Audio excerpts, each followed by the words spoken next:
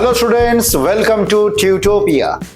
তো আমরা চলে এসেছি আমাদের ডে 3 রিনিট 2026 এর কেমিস্ট্রির ইম্পর্টেন্ট টপিক ডিসকাশন। রিনিট যেটা হতে চলেছে 21 জুন 2026, জাস্ট অ্যাট দ্য কর্নার। তার আগে ইম্পর্টেন্ট টপিক ডিসকাশন কেমিস্ট্রিতে আমি Himadri Ganguly, senior chemistry faculty, NEET and JEE division of Tutopia. আজকে আলোচনা করব কেমিক্যাল বন্ডিং এর খুব ইম্পর্টেন্ট আরো একটা প্রপার্টি নিয়ে, সেটা হচ্ছে বন্ড এনার্জি, বন্ড লেংথ। তো প্রথমে আমরা একটু দেখে নিই যে আজকে আমরা পড়তে চলেছি বন্ড এনার্জি সম্পর্কে। বন্ধুরা, একটা কথা আমাকে বলো, তোমরা যখন পড়েছিলে পিরিয়ডিক টেবিল চ্যাপ্টার, যখন তোমরা অ্যাটমিক রেডিয়াসের ডিসকাশন করেছিলে, তখন আমরা পড়েছিলাম হেটেরো অ্যাটমিক মলিকিউলস গুলোর রেডিয়াস কি করে বার করা হয়। সাপোজ আমি একটা অ্যাটম নিলাম তোমার এ এবং আর একটা অ্যাটম নিলাম ধরো বি। এরা দুটো আলাদা অ্যাটম, এদেরকে আমরা বলি হেটেরো অ্যাটমিক মলিকিউলস। এবার এদের আমাকে বার করতে হবে রেডিয়াস। তখন নিশ্চয়ই ইন্টার নিউক্লিয়ার ডিস্টেন্সের হাফ করে আমরা বার করতে পারবো না, কারণ দুটো অ্যাটমের রেডিয়াস আলাদা। তখন এই সমস্ত হেটেরো ডায়াটমিক মলিকিউলসের জন্য আমরা ইউজ করি স্টিভেনসন শুমাখার ইকুয়েশন। আমরা ইউজ করি স্টিভেনসন শুমাখার ইকুয়েশন। এই স্টিভেনসন শুমাখার ইকুয়েশনটা হচ্ছে DAB, that is equal to RA plus RB minus 0.09 XA minus XB, যেখানে DAB হচ্ছে A আর B দুটো অ্যাটমের মধ্যে ইন্টার অ্যাটমিক ডিস্টেন্স, অর্থাৎ দুটো নিউক্লিয়াসের ডিস্টেন্স হচ্ছে DAB। এটাকে তুমি দেখো বন্ড লেংথ ধরতে পারো। যদি এটা কোভ্যালেন্ট কম্পাউন্ড হয়, তুমি এটাকে বন্ড লেংথ ধরতে পারো। RA আর RB হচ্ছে radius of atom A and B respectively, আর XA আর XB হচ্ছে electronegativity. Electronegativity of atom A হচ্ছে XA, আর XB হচ্ছে ইলেকট্রোনেগেটিভিটি অফ অ্যাটম B। এবার তোমরা ইমাজিন করো যে যদি অ্যাটমের রেডিয়াস বড় হয়, তাহলে ডিএবির ভ্যালু বড় হবে, মানে বন্ড লেংথটা তোমার বেড়ে যাবে। তাহলে আমি কি লিখতে পারি? As radius of atom increases, bond length increases. আচ্ছা, আমরা কি পড়েছি যে বন্ড লেংথ যদি ইনক্রিজ হয়, তাহলে বন্ড অর্ডার ডিক্রিজ করবে এবং বন্ড এনার্জিও সাইমালটেনিয়াসলি ডিক্রিজ করবে। তাহলে বন্ড লেংথ যদি বাড়ে, আমি কি বলতে পারি? বন্ড অর্ডারের ভ্যালু কমবে এবং বন্ড এনার্জি এর ভ্যালুও তোমার কমে যাবে। বুঝতে পেরেছো? তার মানে যদি অ্যাটম সাইজে ছোট হয়, তাহলে বন্ড এনার্জি কিন্তু বেশি হয়। প্রচন্ড ইম্পর্টেন্ট প্রপার্টি আমরা পড়ছি। অ্যাটম যদি ছোট হয়, তাহলে বন্ড এনার্জি কিন্তু বেশি হয়। তাহলে লেখো, as radius of atom decreases, as radius of atom decreases, bond energy increases, bond energy increases. তো এটা একটা ভীষণ ইম্পর্টেন্ট প্রপার্টি বন্ড এনার্জির। কিন্তু তুমি জানো, কেমিস্ট্রি মানেই সেখানে থাকবে এক্সেপশনস, সেখানেই থাকবে মিস্টেরিয়াস প্রপার্টিজ। কিন্তু আজকের এই ক্লাস যদি তুমি ভালো করে ফলো করো, এক্সামের আগে এই মিস্ট্রিগুলো কিন্তু হিস্ট্রি হয়ে যাবে। এখানে একটা কিন্তু এক্সেপশন যেটা স্টুডেন্টদেরকে খুব কনফিউজ করে, সেই এক্সেপশনটা হচ্ছে পিরিয়ড নাম্বার 2 এর কিছু কিছু এলিমেন্টস। এটাকে তুমি এক্সেপশন অফ বন্ড এনার্জি বলতে পারো। তুমি দেখো পিরিয়ড 2তে কোন কোন বন্ড রয়েছে? কার্বন কার্বন, তাই তো? তারপরে একদম শেষে যদি তুমি দেখো ফ্লোরিন ফ্লোরিন, তার আগে কি রয়েছে বলো? অক্সিজেন অক্সিজেন, এবং তার আগে রয়েছে নাইট্রোজেন নাইট্রোজেন। আমাকে যদি বলে এই চারটে বন্ডের এনার্জিকে কম্পেয়ার করো, জেনারেল ট্রেন্ড কি বলছে? লেফট থেকে রাইটে গেলে অ্যাটমের রেডিয়াস কমে যাবে, বন্ড এনার্জি বেড়ে যাবে, তাই তো? তাহলে ফ্লোরিন ফ্লোরিনের বন্ড এনার্জিটা সব থেকে বেশি হওয়ার কথা। কিন্তু পিরিয়ড 2 এলিমেন্টের ক্ষেত্রেই এখানে একটা কিন্তু ব্যতিক্রম বা একটা কিন্তু এক্সেপশন দেখা যাচ্ছে। তুমি জানো যে ফ্লোরিনের আকার খুবই ছোট এবং ফ্লোরিনের কাছে 3টে লোন পেয়ার থাকে, অক্সিজেনের কাছে 2খানা লোন পেয়ার থাকে, এন এর কাছে 1টা লোন পেয়ার থাকে এবং কার্বনের কাছে কোনো লোন পেয়ার থাকে না। তাহলে যেহেতু ফ্লোরিনের আকার খুবই ছোট, তার মানে ফ্লোরিন এবং ফ্লোরিন কাছাকাছি আছে এবং তার জন্য কি হচ্ছে বলতো, একে অপরের লোন পেয়ারকে প্রচন্ড রিপালশন করে, ভীষণ রিপালশন করে। এই রিপালশনের জন্য কি হয়, ওর বন্ড এনার্জি কিন্তু কমে যায়, তাই তো? এখানে স্পষ্ট করে লেখো, as loan pair repulsion, as lone pair repulsion of atoms are very high for fluorine, bond energy decreases for fluorine। তাহলে যত লোন পেয়ারের রিপালশন তত তোমার বন্ড এনার্জি কম হবে এবং কার্বনের বন্ড এনার্জি অত্যন্ত বেশি। কার্বন পরমাণু একে অপরের সাথে স্ট্রং বন্ড তৈরি করে এবং যে জন্য কার্বন ক্যাটিনেশন ধর্ম দেখায় এবং এত বড় অর্গানিক কম্পাউন্ডের সাম্রাজ্য তৈরি করেছে।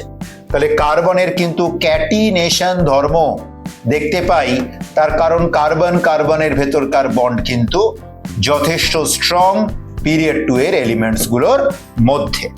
ওকে, এবার আমরা দেখবো যে প্রিভিয়াস ইয়ারে নিটে এবং জেইরও আমরা কিছু কোয়েশ্চেন তুলে ধরবো, কারণ তোমরা জানো এবারের কোয়েশ্চেন বেশ ট্রিকি আসতে চলেছে।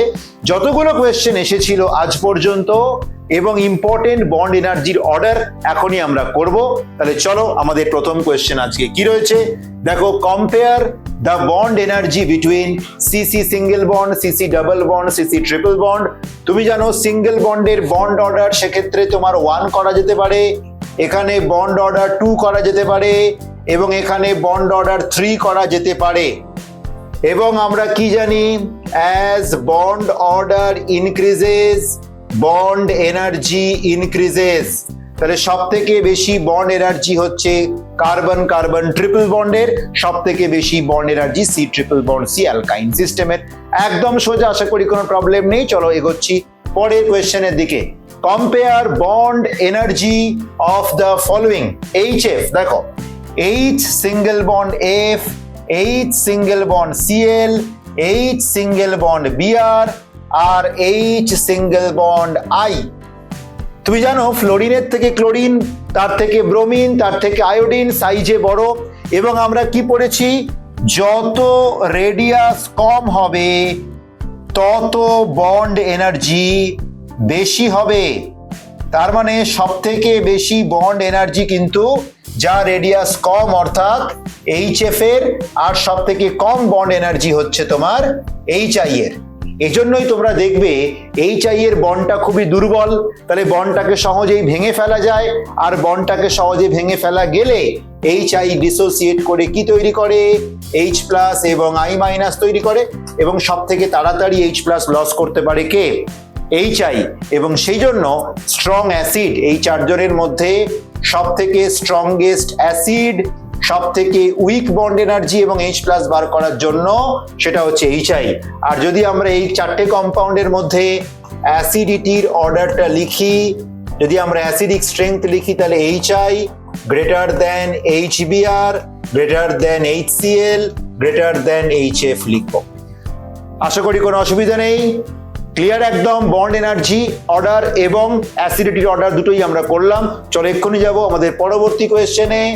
দেখো CCNNOOFF একটু আগেই তোমাকে বলে দিয়েছি, এই চারজনই পিরিয়ড নাম্বার 2 এর অ্যাটমস এবং তুমি জানো ফ্লোরিনে আছে 3টে লোন পেয়ার, অক্সিজেনে আছে 2টো লোন পেয়ার, এন এর কাছে 1টা লোন পেয়ার।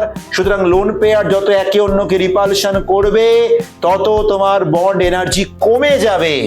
সুতরাং CC greater than NN greater than OO এবং greater than FF carbon catenation ধর্ম দেখায়। এই কোয়েশ্চেনটা কিন্তু পিরিয়ড 2 এলিমেন্টস এর জন্য খুবই গুরুত্বপূর্ণ, মার্ক করে রাখো as important, also as a good exceptions. চলে যাচ্ছি পরের কোয়েশ্চেনে। Compare order of bond energy of SI, SI, PP, SS, CL, CL। এরা কি পিরিয়ড নাম্বার 2 এর এলিমেন্ট? না, এরা হচ্ছে পিরিয়ড নাম্বার 3 এর এলিমেন্টস। সুতরাং এখানে লোন পেয়ারের রিপালশনটা ফ্যাক্টর না, এখানে একমাত্র ফ্যাক্টর হচ্ছে সাইজ। এখানে লোন পেয়ারে রিপালশনটা ফ্যাক্টর না, সেটা শুধু পিরিয়ড 2 তে ফ্যাক্টর। এখানে একজনই ফ্যাক্টর হবে, সেটা হচ্ছে তোমার সাইজ। এবং কার সাইজ ছোট? যদি আমি লেফট থেকে রাইটের দিকে যাই, সিলিকন, ফসফরাস, সালফার, ক্লোরিন, আমরা জানি সাইজ তোমার ছোট হবে এবং বন্ড এনার্জি বড় হবে। তাহলে এই চারটে বন্ডের মধ্যে সব থেকে বেশি বন্ড এনার্জি কার? ক্লোরিনের, তারপর সালফার, তারপর ফসফরাস, তারপর silicon. No exception, normal size trend follow হয়েছে। যাব পরের কোয়েশ্চেনে। Compare order of bond energy. ভীষণ ভীষণ গুরুত্বপূর্ণ কোয়েশ্চেন, অত্যন্ত গুরুত্বপূর্ণ। অনেকেই কিন্তু এই জায়গাটাতে বিপদের মধ্যে পড়ে। দেখো, এখানে আমরা basically bond dissociation energy calculation করছি। আর বন্ড ডিসোসিয়েশন এনার্জি বেসিক্যালি পার মোলে ক্যালকুলেশন করা হয়, যে কারণে এর ইউনিটটা আমরা কিলো জুল পার মোল এইটাকে আমরা কনসিডার করব। তাহলে F2, Cl2, Br2 এবং I2 এই চারটে তোমরা জানো যে এরা সবাই গ্রুপ নাম্বার 17 হ্যালোজেন ফ্যামিলিতে বিলং করে। FF, ClCl, Br এবং II। এবং এই চারজনের মধ্যে পিরিয়ড 2 তে আছে ফ্লোরিন, পিরিয়ড 3 তে আছে ক্লোরিন, পিরিয়ড 4 এ আছে ব্রোমিন এবং পিরিয়ড 5 এ আছে আয়োডিন। পিরিয়ড নাম্বার 2 তে তুমি জানো একটা এক্সেপশনাল ব্যাপার হয়, lone pair repulsion. Lone pair রিপালশনের কিন্তু একটা এক্সেপশনাল এখানে প্রপার্টি আমরা দেখতে পারি। এবং বাকি তিনটে পিরিয়ডের ক্ষেত্রে কি হয়? ডাউন দ্য গ্রুপ অ্যাটমের সাইজ বাড়ছে এবং bond energy down the group কমছে, তাই তো? তাহলে আমি লিখতেই পারি, দেখো এই তিনজনের মধ্যে ক্লোরিনের বন্ড এনার্জি বেশি, তার থেকে ব্রোমিনের কম এবং ব্রোমিনের থেকে আয়োডিনের কম। অন্যদিকে তুমি দেখো ফ্লোরিন, যেখানে লোন পেয়ার রিপালশনের জন্য ফ্লোরিনের বন্ড এনার্জি কি হচ্ছে বাবা? ফ্লোরিনের বন্ড এনার্জি ডিক্রিজ করছে। পিরিয়ড 2 এক্সেপশন, তাহলে ফ্লোরিনের বন্ড এনার্জি যেটা কিনা সবচাইতে বেশি হওয়ার কথা, শুধু রেডিয়াস ফলো করলে তার বন্ড এনার্জি কমে যাবে। এবং যদি আমরা P block NCERT data follow করি বন্ড ডিসোসিয়েশন এনার্জির, আমরা দেখব যে ফ্লোরিনের বন্ড এনার্জি ক্লোরিন এবং ব্রোমিন দুজনের থেকেই কিন্তু কম। তাহলে এর কারণটা হচ্ছে তোমার এলপি রিপালশনের জন্য ফ্লোরিন কিন্তু তার বন্ড এনার্জি যথেষ্ট কমিয়ে ফেলেছে ক্লোরিন এবং ব্রোমিনের থেকে।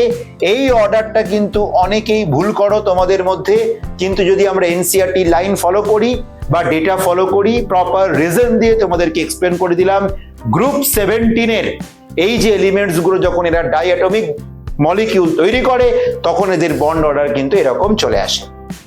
Next, compare bond order of the following. কোনো অসুবিধা নেই, carbon, double bond carbon, nitrogen এবং অক্সিজেন। তাহলে আমাকে বলো সাইজের অর্ডারটা কত হবে? এই তিনটে এলিমেন্টের মধ্যে কার্বন, নাইট্রোজেন, অক্সিজেনের মধ্যে সব থেকে বড় আকার কার? কার্বনের, তার থেকে কম নাইট্রোজেন, তার থেকে কম অক্সিজেন। এবং তুমি জানো যে সাইজ যদি ছোট হয় তাহলে বন্ড এনার্জি কিন্তু বেড়ে যায়। তাহলে যেহেতু অক্সিজেনের সাইজ ছোট, তাহলে এর বন্ড এনার্জি হবে বেশি। তাহলে কোনো এক্সেপশন নেই, নর্মাল ট্রেন্ড ফলো করেছে। C double bond C less than C double bond N less than C double bond O. প্রচন্ড গুরুত্বপূর্ণ প্রশ্ন, খুব ভালো করে করবে। প্রত্যেকটা PYQ তোমাদের সামনে তুলে ধরছি উইথ এক্সেপশন এবং এক্সেপশনের পিছনে লুকিয়ে থাকা ভ্যালিড রিজন। ব্যাস, এটুকুই ছিল আমাদের important PYQs regarding bond energy. এগুলোকে খুব ভালো করে দেখে নাও নিটের আগে, এবং তারপরে আমি চ্যালেঞ্জ করতে পারি তোমাদের কিন্তু বন্ড এনার্জির অর্ডার বার করতে কোনো অসুবিধা হবে না। কালকে আবার চলে আসবো আমরা আরো একটা প্রপার্টি অর্গানিক কেমিস্ট্রির ইম্পর্টেন্ট একটা টপিক ডিসকাশন নিয়ে। সুতরাং সেটা দেখার জন্য অবশ্যই আমাদের চ্যানেলটাকে সাবস্ক্রাইব করো, লাইক করো, বেল আইকনে ক্লিক করো, যাতে এরকম ইম্পর্টেন্ট টপিক ফিজিক্স, কেমিস্ট্রি এবং বায়োলজির তার নোটিফিকেশন তোমাদের কাছে সবার আগে চলে আসে। এবং অবশ্যই চ্যানেলটাকে শেয়ার করে বন্ধুদের মধ্যে ডিস্ট্রিবিউট করে দিও। দেখা হচ্ছে কালকে আবার আমাদের চ্যাপ্টার 4 ডে 4 এর ইম্পর্টেন্ট কেমিস্ট্রি ডিসকাশন নিয়ে। Till then, good night and have a very nice day.